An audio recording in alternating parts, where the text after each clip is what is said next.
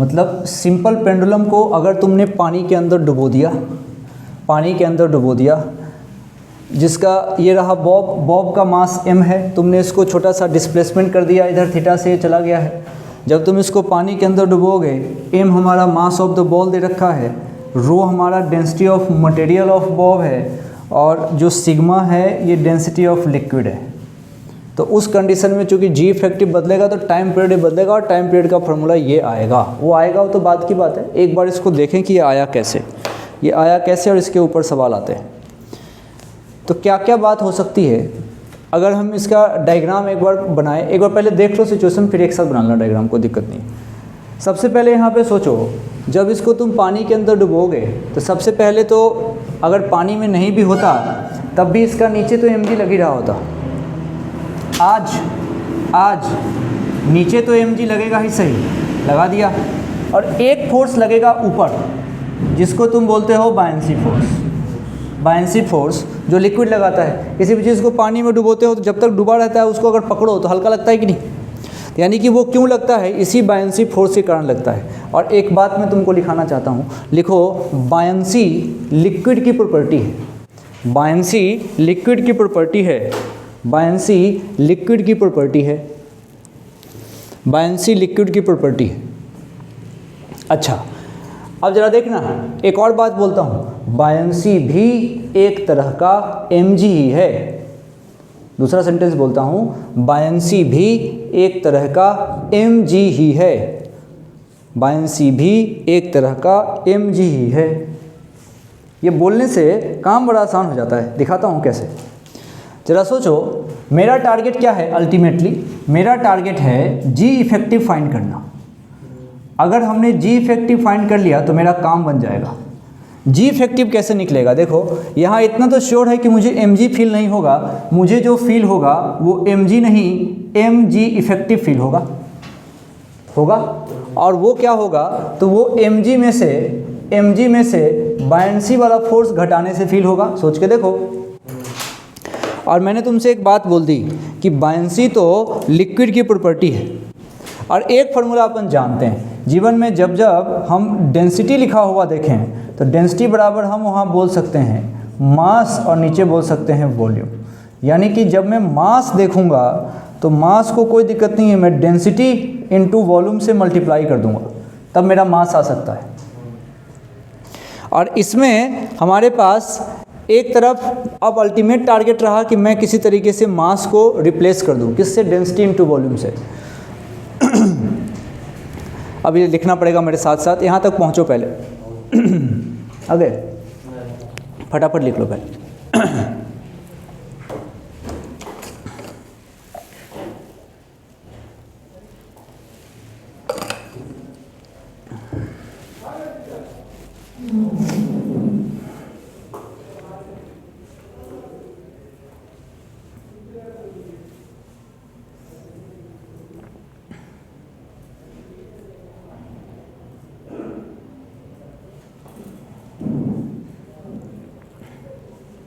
आओ करते हैं साथ साथ, देखो यहाँ तक आ गए। देखिए mg इफेक्टिव अपन चाहते हैं इक्वल्स टू, ये रहा मेरा mg, ठीक है, माइनस बायंसी। बायंसी लिक्विड की प्रॉपर्टी है। जीवन में जब जब बायंसी लिखो तो मेरा स्टाइल तो ये है कि मैं दोनों तरफ बॉक्स बना देता हूँ और यहाँ पे g लगाऊंगा, और इस बॉक्स में मेरा ध्यान रहता है कि इस बॉक्स में मुझे मास भरना है, इस बॉक्स में मुझे मास भरना है। और मेरे ध्यान में रहता है कि मैं मास डायरेक्ट नहीं लिख सकता, मुझे डेंसिटी इनटू वॉल्यूम लिखना पड़ेगा। और बायंसी किसकी प्रॉपर्टी है, लिक्विड की, तो डेंसिटी लिखेंगे लिक्विड की। आज क्वेश्चन ने उसको कहा है सिग्मा, और सिग्मा और वॉल्यूम, वॉल्यूम मतलब ये जितना इसमें डूब गया है ये उसका वॉल्यूम, तो सिग्मा इनटू वॉल्यूम लिखा जाएगा, और ये ऐसे लिखा जाएगा, ठीक है। और देखो यहाँ पे ये किसके बराबर हो जाएगा, अब ये रहा mg, ये किसका m है, सोच के बताना, ये बॉब का m है। तो यहाँ पे इस बॉब के mg को भी तुम ऐसे नहीं लिख सकते, तुमको यहाँ क्या लिखना पड़ेगा, तुमको यहाँ क्या लिखना पड़ेगा, वॉल्यूम इनटू डेंसिटी। मास को तो हम वॉल्यूम इनटू डेंसिटी लिखेंगे, तो यानी कि हाँ अभी वॉल्यूम लेंगे इस बॉब का, तो जो होगा रो इनटू वी, तो रो वी जी यहाँ से आ गया और सिग्मा वी जी यहाँ से आ गया। सोचो, रो वी जी यहाँ से आ गया और सिग्मा वी जी यहाँ से आ गया। ये सब क्या मिल रहा है अपने को? ये सब मिल रहा है मुझे M G effective, M G effective. तो यहाँ से मुझे क्या मिला? M G effective. अब देखो तुम क्या करो, थोड़ा एक तरीका है, तुम ज़बरदस्ती इसमें से रो वी जी कॉमन ले लो, रो वी जी कॉमन ले लो, तो यहाँ से आएगा 1 माइनस क्या आएगा बताओ? सिग्मा बाई रो लिखूँ क्या?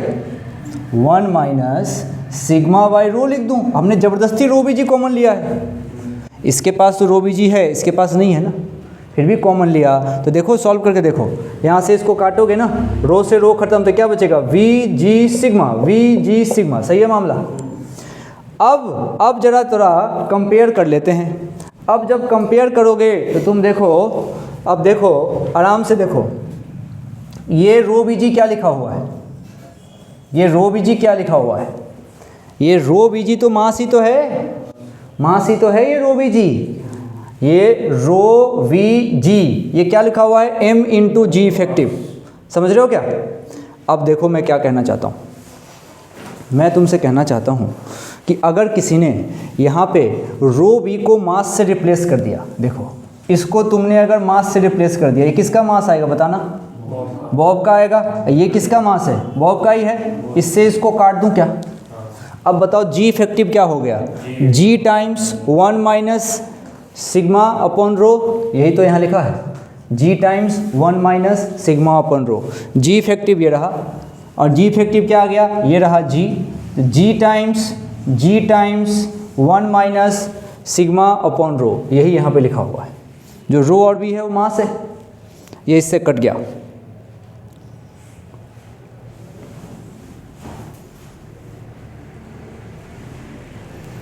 सही है। अब बस हो गया, जैसे ही हमारे पास जी इफेक्टिव आया हमारा आंसर आ गया, T equals to 2 pi under root L upon. Ultimately we have to remember this, लेकिन डाटा के साथ तुमको याद रखना पड़ेगा सिग्मा क्या है? Sigma density of liquid. तो वहाँ उल्टा पुल्टा करोगे तो मामला गड़बड़ हो जाएगा। तो सिग्मा अपॉन रो है, सिग्मा डेंसिटी ऑफ लिक्विड है, और रो क्या है? Density of Bob. तुम ऐसे भी याद कर सकते हो, तुम इसको लिख सकते हो, ऊपर सिग्मा है ना डेंसिटी ऑफ लिक्विड, तो तुम रो लिक्विड ले दो और नीचे रो बॉब दे दो, और फिर यहाँ पे 1 माइनस कर दो और यहाँ पे जी कर दो। जैसे तुमसे याद होता है बात कर सकते हो। तो ऊपर में लिक्विड की डेंसिटी रखनी है, नीचे बॉब की डेंसिटी रखनी है, ध्यान रखिएगा।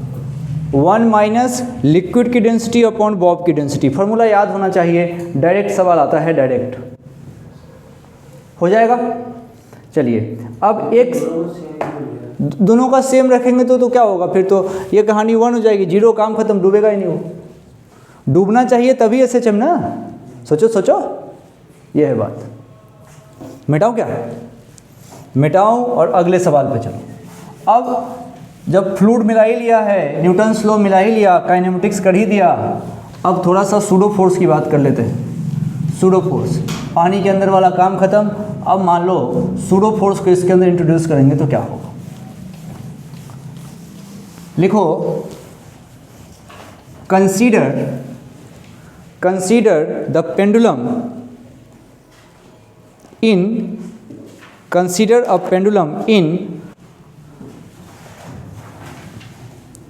accelerated frame,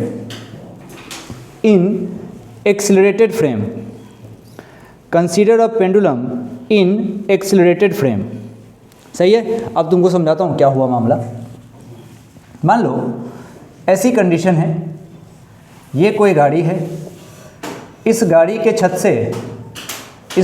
छत से यहाँ से कोई पेंडुलम को लटकाइए, गाड़ी का एक्सेलरेशन आगे करिए a0 से, और इस पेंडुलम को यहाँ पे आपने लटकाया था, तो गाड़ी का ऐसे करोगे तो पेंडुलम पीछे जाएगा कि नहीं? थोड़ा सोच के देखो, ये पेंडुलम जाएगा पीछे,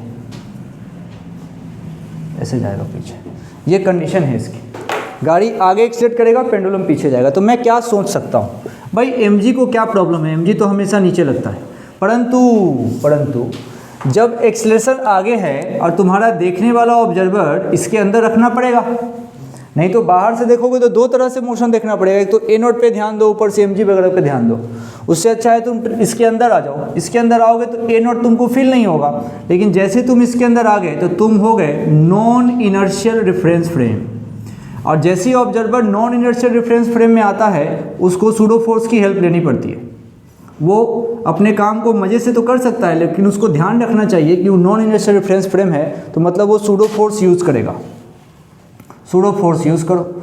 जैसी सूडो फोर्स की खासियत है कि इसका जो डायरेक्शन होता है वो फ्रेम के एक्सेलेरेशन के अपोजिट होता है, और मास तो इसी बॉब का लोगे तो देखो ऐसे जाओगे तो इधर लगेगा सूडो फोर्स, वैल्यू हो जाएगी ma0।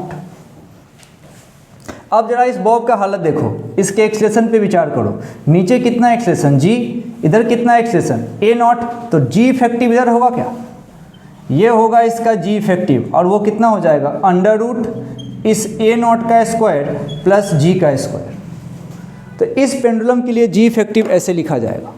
अब मेरे से कोई पूछेगा कि बताइए आप तो टाइम पीरियड बताओ, मैं कहूँ भाई साहब टाइम पीरियड का तो फॉर्मूला बड़ा सिंपल है, t = 2 पाई l इफेक्टिव, और नीचे में कहूँगा मैं g इफेक्टिव। लेंथ में कोई चेंज नहीं हो रहा है तो ये हो जाएगा 2 पाई अंडर रूट, ऊपर में लंबाई और नीचे में g इफेक्टिव नहीं, g स्क्वायर प्लस यहाँ से a0 square. This is the answer. सोचो। तो ऐसे इसमें सोच सकते हैं और आराम से हमारा काम हो जाएगा। सूडो फोर्स सोचना है, सूडो फोर्स का डायरेक्शन हमारे फ्रेम के अगेंस्ट होता है। हमारे फ्रेम्स, अगर गाड़ी आगे जा रही है, कोई ब्लॉक रखा हुआ है तो ब्लॉक पे सूडो फोर्स ठीक उसके पीछे लगेगा, उसमें ब्लॉक का मास लेना जरूरी होता है। यहाँ बॉब का मास m था, ये हमने शुरू से ही कंसिडर किया है, ये जो अगर मेरा बॉब है तो इस बॉब का मास m होगा। सही है। तो बस आज इसमें इतना ही, बाकी अब बात शुरू होगी स्प्रिंग पेंडुलम की, जो कि अगले क्लास में होगी।